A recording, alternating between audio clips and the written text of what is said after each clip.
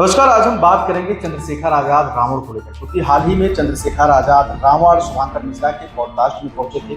वहां पे उन्होंने कई तरीके की अपनी बात रखी। एक बात जो रखी वो चर्चा का केंद्र बिंदु इसलिए बना है क्योंकि वो बात सीधा बसपा सुप्रीमो मायावती से रिलेट कर रहा है। क्योंकि अभी हाल ही में राहुल गांधी ने जिस प्रकार का आरोप मायावती के ऊपर लगाया था कि मायावती भारतीय जनता पार्टी की बी टीम है, उसके बाद कहीं ना कहीं मायावती चर्चा का केंद्र का बिंदु बन गई। उसी बात को लेकर चंद्रशेखर आजाद रावण से भी सवाल पूछा गया कि क्या चंद्रशेखर आजाद रावण भविष्य में कभी मायावती के साथ जाएंगे। इसका उन्होंने खुलकर जवाब दिया है और उन्होंने साफ तौर से वहीं से बैठे बैठे फोन कर दिया बसपा कार्यालय पर और वहाँ पे बसपा सुप्रीमो से मिलने का समय मांग लिया। अब फिलहाल अभी उनको समय मिला है मिलने का या नहीं मिला है ये तो देखने वाली बात होगी, लेकिन चंद्रशेखर आजाद रावण ने जो बड़ी बात कही वो ये है, उन्होंने कहा कि जरूर वो बहन जी के साथ अगर मौका मिलेगा तो जाएंगे भी और चुनाव भी लड़ेंगे। एक और सवाल पूछा गया कि चंद्रशेखर आजाद रावण का कहीं निशाना आकाश आनंद की कुर्सी पर तो नहीं है, तो उन्होंने साफ तौर पर इस बात को मना किया और कहा कि हम लोग सिर्फ संविधान बचाने का काम करते हैं और दलितों के लिए काम करते हैं। हमारे सहयोगी नितेश जी उनसे भी चर्चा करेंगे कि अगर उत्तर प्रदेश में चंद्रशेखर आजाद जो एक युवा दलित नेता है, एक युवा चेहरा है दलितों के लिए, खासकर जो युवा है उनके पक्ष में खुलकर सामने आ रहे हैं, और अगर बहन जी कुमारी मायावती जी साथ में आ जाए, इसका कितना बड़ा असर उत्तर प्रदेश के चुनाव में पड़ेगा 27 विधानसभा। तो देखिए इसका सीधा सीधा जो असर देखने को मिलेगा, क्योंकि फिर चाहे वो मायावती जी हो या चंद्रशेखर आजाद हो, चंद्रशेखर आजाद के पीछे अगर देखा जाए तो एक बड़ी भीड़ और खासकर युवाओं की, और युवा ही देश के कर्णधार होते हैं। मायावती के पास एक समय में जो कोर वोटर था उनका, उसकी बहुलता थी। आज उनका मूल वोटर भारतीय जनता पार्टी के साथ कहीं ना कहीं स्टैंड कर रहा है, और जिसका प्रमाण ये है कि भारतीय जनता पार्टी को लगभग चाहे जिस राज्य में हो वहां पर एक बड़ी जीत मिल रही है। चाहे दिल्ली में, हरियाणा में आप जाट फैक्टर को देख लीजिए, उत्तर प्रदेश में जब हम आते हैं तो दलित समुदाय को देख लीजिए, उपचुनाव हुए अभी उसमें भी आप देख लीजिए कि जो दलित समुदाय है लोकसभा के चुनाव में भटका, जो एक सांसद लल्लू प्रसाद का बयान आया था उसके बाद से वो वोटर भटका, लेकिन फिर वो एक हुआ। एक होने के बाद वो आया किसकी तरफ? सपा की तरफ, इंडिया अलायंस। भाजपा को भी फायदा मिला, भाजपा को मिला लेकिन उतना नहीं मिला लोकसभा चुनाव में जितना सपा को मिला। उपचुनाव की बात कर रहा हूँ। उपचुनाव में पूरा भाजपा को उसका फायदा मिला, और यही प्रमाण रहा कि उपचुनाव में मिल्कीपुर जैसी सीट, आप देखिए एससी बहुल सीट है, वहां पर भारतीय जनता पार्टी ने छोटे मोटे अंतर से जीत नहीं हासिल की। उसके बाद अगर चंद्रशेखर आजाद की बात करें तो चंद्रशेखर आजाद खतरा बने हुए हैं इस वक्त कांग्रेस और समाजवादी पार्टी के लिए। पूछिए क्यों? क्योंकि वो माइनॉरिटीज के लिए भी, अल्पसंख्यक समुदाय के लिए भी लगातार अपनी आवाज बुलंद कर रहे हैं, और उनके कई कार्यक्रमों में एक बड़ी संख्या देखी गई है मुस्लिम समुदाय की। तो चंद्रशेखर आजाद का मायावती के साथ अगर गठबंधन होता है तो एक चीज मैं बड़ी जिम्मेदारी से बताऊं, वर्ण व्यवस्था की बात से अलग, लेकिन वास्तव में भारत के लोकतंत्र को अक्षुण्ण बनाने के लिए ओबीसी और दलित समुदाय एक बड़ा जागरूक समुदाय है जो निकलता है, वोट डालता है। सवर्णों का वोट डालने का प्रतिशत काफी कम है संजय जी, ये मतलब बिल्कुल आप ऑन रिकॉर्ड समझ लीजिए। तो ये जो मूल वोटर है इसका ध्यान पूरी तरीके से मायावती और चंद्रशेखर, क्योंकि चंद्रशेखर देखिए इस समय दलितों की एक बड़ी आवाज बने हुए हैं, और चंद्रशेखर आजाद किसी भी छोटे से भी मुद्दे पर सीधे प्रधानमंत्री मोदी को टारगेट कर रहे हैं। वो योगी तक को टारगेट नहीं कर रहे हैं, वो सीधे प्रधानमंत्री मोदी को टारगेट कर रहे हैं। क्यों? क्योंकि जान रहे हैं कि अगर किसी को धराशायी करना है तो उसके लिए उसकी बिल्डिंग के सबसे ऊपर वाले माले से बेहतर रहेगा उस नींव को धराशायी करो। ये एक प्रयास है चंद्रशेखर आजाद का, और चंद्रशेखर आजाद ने उस पॉडकास्ट में, मैंने भी उस वीडियो को देखा जब आपसे चर्चा हुई, एक कॉन्फिडेंस था चंद्रशेखर के अंदर।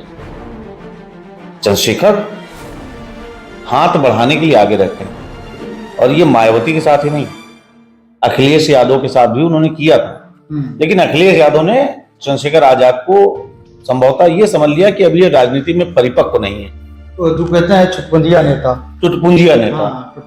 लेकिन चंद्रशेखर आजाद ने फिर वो सिद्ध कर दिया संजय जी। नगीना जीतकर। नगीना जीतकर ही नहीं, देश की सबसे बड़ी सदन में बैठकर बड़े और प्रभावी मुद्दे उठाकर साथ मिला, युवाओं ने उनका साथ दिया। तो चंद्रशेखर आजाद और मायावती का गठजोड़ अगर होता है तो मैं एक बड़ी जिम्मेदारी से कहता हूं, ये सभी राजनीतिक दलों के लिए खतरे की घंटी होगा। खतरे की घंटी होगा। जैसे हमारे सहयोगी नीतीश जी ने बताया कि अगर चंद्रशेखर आजाद और मायावती साथ में आते हैं तो वो सिर्फ समाजवादी पार्टी या कांग्रेस को इफेक्ट या प्रभाव नहीं पड़ेगा, वो भारतीय जनता पार्टी को भी ले डूबने वाली स्थिति बन सकती है। क्योंकि एक जो मुस्लिम आबादी है, मुस्लिम समाज है, क्योंकि देखा गया है चंद्रशेखर आजाद लगातार जो मुसलमान है, अल्पसंख्यकों को लेकर जो उनकी राजनीति रही है वो काफी मुखर रही है, चाहे वो आजम खान से मिलना हो या फिर मुस्लिम क्षेत्रों में जाके जनसभाएं लगाना हो। और मायावती के आने से क्या होगा कि जो दलित वोटर्स हैं, एक बार उनके अंदर इस बात का ये जरूर भरोसा आएगा कि अब एक बार फिर से वो एकजुट होकर वोट करते हैं तो शायद उनका कोई दलित नेता मुख्यमंत्री बन सकता है। लेकिन इस बात में, दोनों बातों में एक बात है, जैसे चंद्रशेखर आजाद आपने कहा कि खुले मन के हैं, आगे हमेशा बढ़ते हैं हाथ मिलाने के लिए, चाहे वो अखिलेश यादव को लेकर रहा हो भारतीय जनता पार्टी को हराने के लिए, या फिर अब मायावती को लेकर उनका रुख साफ है। पहले भी वो कई बार बोले कि मैं ट्राई किया बहन जी से मिलने का, उनके साथ चुनाव लड़ने का, संभव नहीं हो सका। लेकिन क्या मायावती क्यों नहीं आगे आ रही है चंद्रशेखर आजाद? क्या उनको अपनी जो विरासत है या युग है जो बसपा है, जो उनका एक वर्चस्व रहा है, क्योंकि 4 बार मुख्यमंत्री रही है उत्तर प्रदेश जैसे बड़े सूबे का, तो उनको इस बात का भय या डर तो नहीं कि चंद्रशेखर उनकी अहमियत खा जाएंगे या उनकी पार्टी को ही खा जाएंगे? हम थोड़ा सा अगर पुराने समय में जाते हैं तो अब तो जो राजनीतिक दल हैं वो जातियों को लड़ाई करवा रहे हैं, लेकिन एक समय में यही राजनीतिक दल जातियों के नाम से जाने जाते थे। जैसे उदाहरण, जैसा कि सोशल मीडिया पर और तमाम जगह पर मैंने पढ़ा, जैसे बीएसपी को दलितों की सबसे बड़ी पार्टी कहा जाता था, समाजवादी पार्टी को मुस्लिमों और यादवों की बहुत बड़ी पार्टी कहा जाता था, MY factor. Bharatiya Janata party के ऊपर भी एक टैग लगता था, ब्राह्मण बनिया ठाकुर की एक पार्टी कहा जाता था। कई बार ऐसे नारे भी बुलंद हुए कि इनको मारो जूते चार, जैसे तिलक तराजू और तलवार। तो कहीं ना कहीं फिर स्लोगन बदला कि हाथी नहीं गणेश है, ब्रह्मा विष्णु है। वो मजबूरी बन गई थी। वो देखिए, नेता जो होता है ना संजय जी, वो बहुत फ्लेक्सिबल होता है। जैसे बहुत सीधा खड़ा पेड़ आप देखते हैं तो बहुत जल्दी कट जाएगा, लेकिन जो बांस होता है वो लंबा बहुत होता है, लेकिन उसके अंदर इलास्टिसिटी होती है तो लंबे समय तक चलता है। यही एक फायदा होता है नेताओं के बीच में, समय के अनुरूप अपने आप को ढाल लेना। ये नेताओं का एक सबसे बढ़िया गुणधर्म होता है। मायावती के पास एक बड़ा कोर वोटर, मूल वोटर दलित समुदाय का मौजूद रहा। मायावती को कहीं ना कहीं ये डर है कि ऐसा ना हो कि चंद्रशेखर आजाद के हाथ मिला लेने से जो मायावती में भरोसा करते हैं उनको ये लग जाए कि अब मायावती के ऊपर एज फैक्टर प्रभावी है और कई बार उनके ऊपर बी पार्टी होने का आरोप लग चुका है। तो ऐसे में चंद्रशेखर आजाद के आने से पूरे जो बीएसपी के वोटर्स हैं, बीएसपी को मानने वाले हैं, उनकी वो कहीं ना कहीं शिफ्ट ना हो जाए चंद्रशेखर आजाद की तरफ। चंद्रशेखर आजाद को लेकर भी अभी जो भरोसा है वो शायद मायावती कायम नहीं कर पा रही, नहीं तो ये इतिहास का एक सबसे बड़ा पार्टियों का मिलन माना जाएगा, और खासकर एक विचारधारा की, क्योंकि दोनों पार्टियों की विचारधारा एक थी। बसपा में सतीश चंद्र शर्मा जब आए, उसके बाद ब्राह्मणों का एक बड़ा तबका उसमें गया बसपा में, लेकिन उसके बावजूद भी बसपा जो जानी गई वो उस लिए जानी गई कि एक बड़ी पार्टी है। तो उसका कहीं ना कहीं एक बड़ा फायदा चंद्रशेखर आजाद उठा सकते हैं। और राजनीति में एक लाइन कही जाती है, किसी को उंगली पकड़ाइए ना तो सीधे हाथ पकड़ता है, और इसके तमाम प्रत्यक्ष प्रमाण मौजूद हैं। अब अगर इसी बात को हम देखें तो समाजवादी पार्टी में भी चाचा और भतीजे की, आज चाचा कहां है भतीजा कहां है, उंगली पकड़ी थी। तो ये तमाम ऐसी चीजें हैं जो भावनाएं, इनसिक्योरिटी, तो इनसिक्योरिटी एक बड़ा कारण हो सकती है कि मायावती की तरफ से हाथ आगे ना बढ़ाना। दूसरा, एक बात ये भी लगती, बातें भले तमाम मायावती करती, क्या आज भी एक बड़ा सवाल उठता है, क्या आज भी सारे फैसले सिर्फ मायावती ही कर रही हैं या फ्रंट पे वो हैं और कोई और ये सब फैसले ले रहा है ताकि ऐसा हो ना पाए?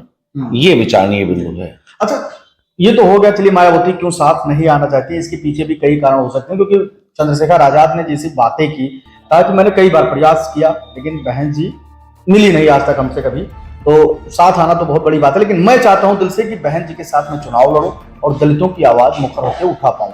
समाजवादी पार्टी को इससे कितना बड़ा लॉस होगा, क्योंकि पीडीए का नारा समाजवादी पार्टी ने, पिछड़ा दलित अल्पसंख्यक, अब पिछड़ा और दलित अगर चला गया उनके पीडीए से तो सिर्फ बचेंगे अल्पसंख्यक, और अल्पसंख्यक में भी सेंधमारी चंद्रशेखर आजाद का हो रहा है धीरे धीरे करके, बहुत नहीं हो रहा है लेकिन हो रहा है, कि देखा गया चाहे वो दिल्ली चुनाव हो, राजस्थान हो, पश्चिम बंगाल हो, मध्य प्रदेश हो, राजस्थान हो, उसमें देखा गया कि जो अल्पसंख्यक जो लगा है, अल्पसंख्यक मुसलमान हर स्टेट में अलग अलग चीजें देखकर वोट करते हैं।